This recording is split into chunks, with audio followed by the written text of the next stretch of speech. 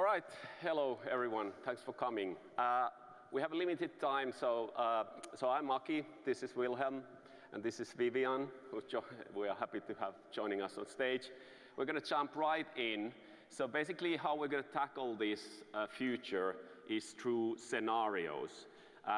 6 scenarios which basically chart probable, plausible, or possible futures. And what you see here in the slides is one metaphor of how to think about future and anticipate and try to predict it is through this sort of cone of plausibility. You shine a light to the future and try to think what are the brightest things out there. But without further ado, we'll run through these. We'll make our points, our insights. Think about these scenarios as almost like newspaper stories from the future. So imagine you live in 2020 and you will see 6 scenarios what might happen. Okay, we'll just go to the first one. So the first 2 are probable ones. And what that means is that they are basically baseline scenarios, as if nothing really substantial would change during the next 3 years or so. So we'll start. First scenario, a probable scenario. So this, location-based VR will drive domestic adoption, including mobile. And the basic idea of this scenario is that, as probably many of you know, in Asia, location-based VR, meaning VR cafes, VR arcades are already a big thing. And especially next year, it's going to be pretty much, I think, a watershed moment for VR when movies like Ready Player One comes out. And we know that, for instance, HEC is putting a lot of marketing dollars into getting the new standalone headsets into the theaters and hoping that when people come out of the movies, they will actually try out VR then and there in the theater and actually convert to buying users. So, Wilhelm, what do you think? In general, I think the caption says it all. It's probable, and I think it's probably one of the most probable scenarios of the ones we've mapped out. In fact, this is already happening. Yep.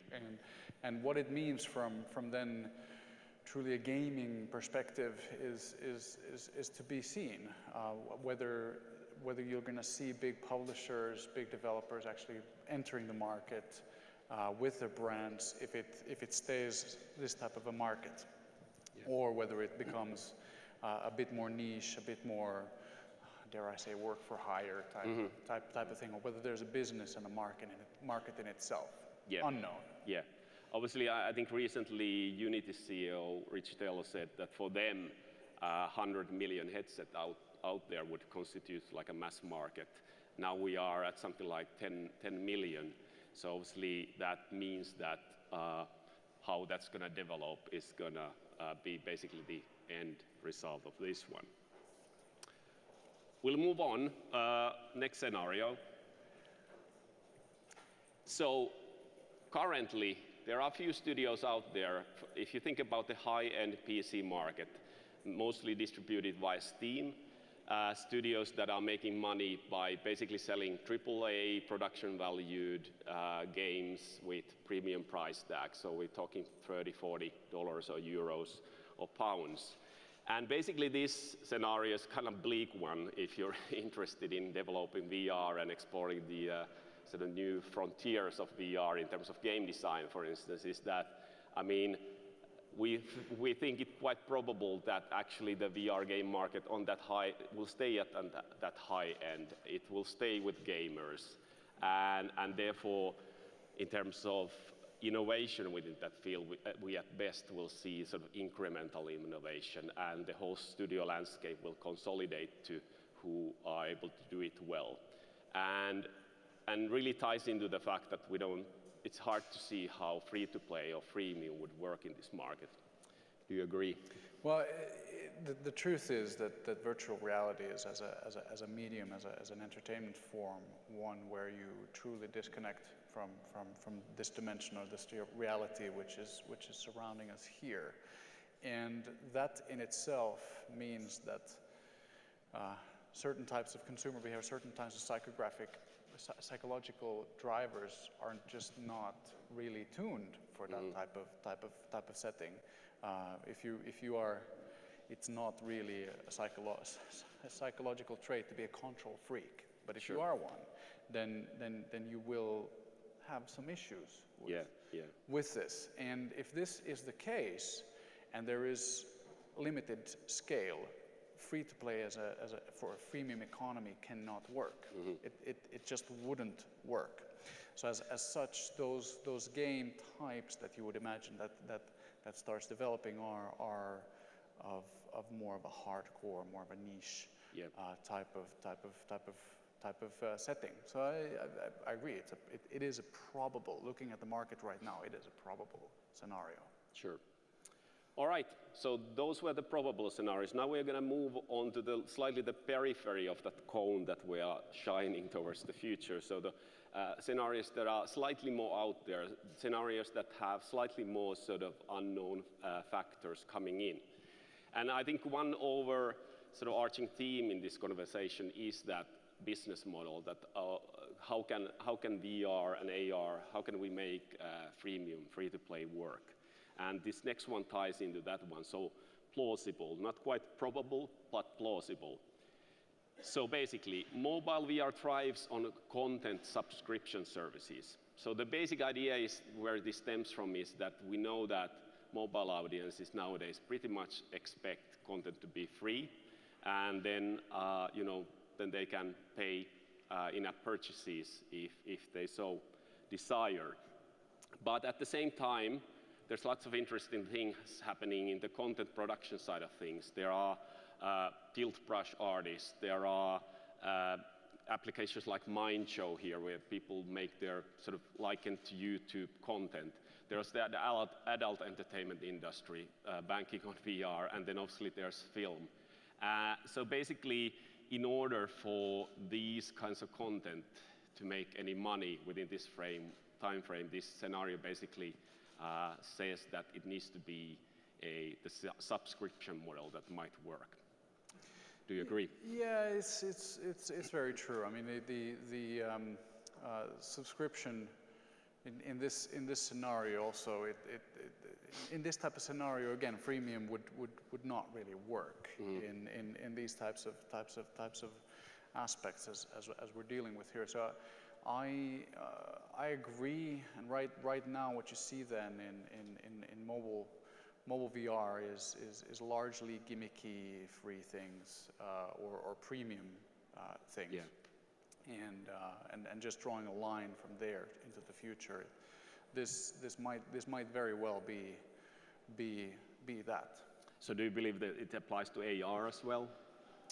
Partly, AR is and I think we're going to talk more about AR in the next scenarios. And the truth with AR is that it's in general it's just less of a platform in itself than what virtual reality is. AR, I tend to say that AR is more of a tool than a platform in itself. And I think what happened with Pokemon Go and kind of putting AR on the map, well, ironic being it a geolocation game, but putting on the map with consumers globally was a great step forward. But even there, it was a means to an end. It was a tool with which certain things could be made done. It's not an AR game. It's not AR native. No, and it's not an AR game. It's a Pokemon game that sits on a map, and then AR is used as a tool to do certain things. All right. Well, we'll touch upon that in the later scenarios. Well, let's just jump into the next one. So again, think about this as a news story looking back at 2020. So how Apple made AR fashionable.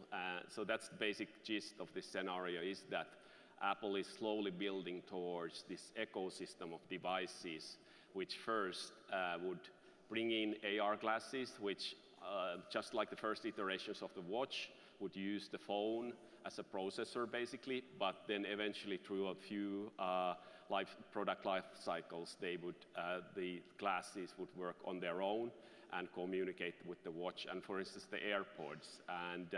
And then at the same time, the technology would pick up to actually fully support the potential of the AR kit and similar things, so having to do with really mapping the space. And for gaming, the big watershed moment, I think, needs to be the moment when the AR cloud, which has been a sort of a buzzword over here across these 2 days, starts to enable a real-time multiplayer AR gaming where we see at the same time the same thing through our phones or AR glasses. And the thing here really is that the other watershed moment would be when we see Beyoncé wearing the AR glasses. So the fashion angle and how to build to that lifestyle angle is part of this scenario. What do you think? Well, I think partly here what we're kind of discussing is maybe that's even more of a gimmicky buzzword is mixed reality. Mm-hmm. And truth is also that when this convergence or whatever you want to call it, this thing actually comes together, Apple is in an interesting space, mm-hmm. Controlling such wide device presence in your life, and having this type of a data pipeline or data infrastructure, mm-hmm. and having this type of a lock-in in terms of consumers makes this an incredibly interesting, plausible scenario. In general, in here also, there's a lot of rumorware going around about these things. There's a lot of rumorware going around about Magic Leap. And so you've seen some Magic Leap stuff. I'm NDA'd up to my teeth, but it's yeah. You can't talk about it, but I tried. No. Okay, so we have 2 more left, and again we move on to the sort of slightly more sort of darker future to try to understand more unknown factors coming in. If you are interested, by the way, about the methodology with which we came to these scenarios, please come talk to me, because that's the sort of added value that I bring to this conversation, whereas Wilhelm is bringing the sort of day-to-day sharp business acumen to evaluate these. Anyhow, 2 more remaining possible scenarios. So again, as you can see, this work has been sort of intrigued by the theme of how could free-to-play work in this context. And now Facebook obviously has a big incentive to make especially social VR work. And Zuckerberg just said the other week that they want to get billion headsets out there, and they're coming out with the Oculus Go. And so this idea that how could you maybe this could be the way for free-to-play gaming, social gaming, coming back to the sort of golden years of Facebook gaming, if you use that an analogy here, and therefore the free-to-play business model in their ecosystem, which is very seamless and frictionless, having to do with payment and all that virality, would work. What do you think? Farmville for VR? I dig it, but the truth is, if in the scenario, 10+ million is in comparison to where mobile handsets, there's over 2.5 billion smartphones in the hands of consumers worldwide, which leads to the potential business cases that there are at the moment for mobile games. You have games in Korea doing a daily revenue of north of $2 million a day, mm-hmm. and with this level of device penetration, you have to apply spectacular conversion rates and ARPUs to reach anywhere near those areas. So in general, that's, from a device point of view, that's too low, mm-hmm. For free-to-play to work, but free-to-play can change.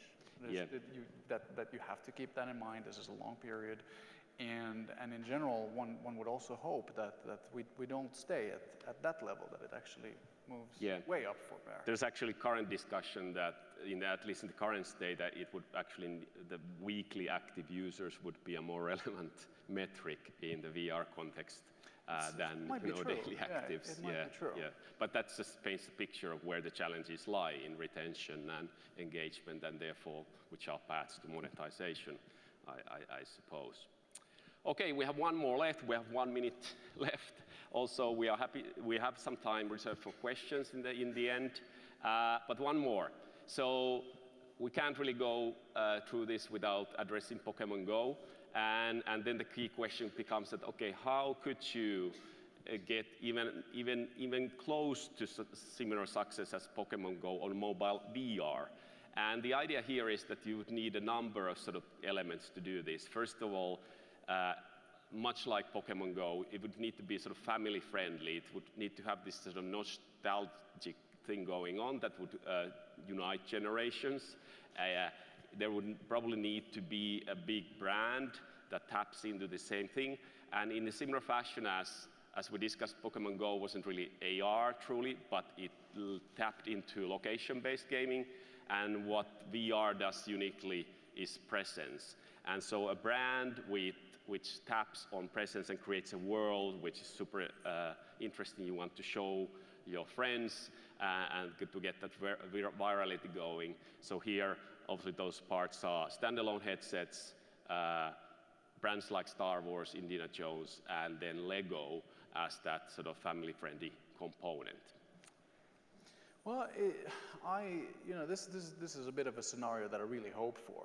Yeah. Number one, this is Vivian, my daughter here. She's turning 8 in a month from now, and she's just an incredible person in general, as you can see.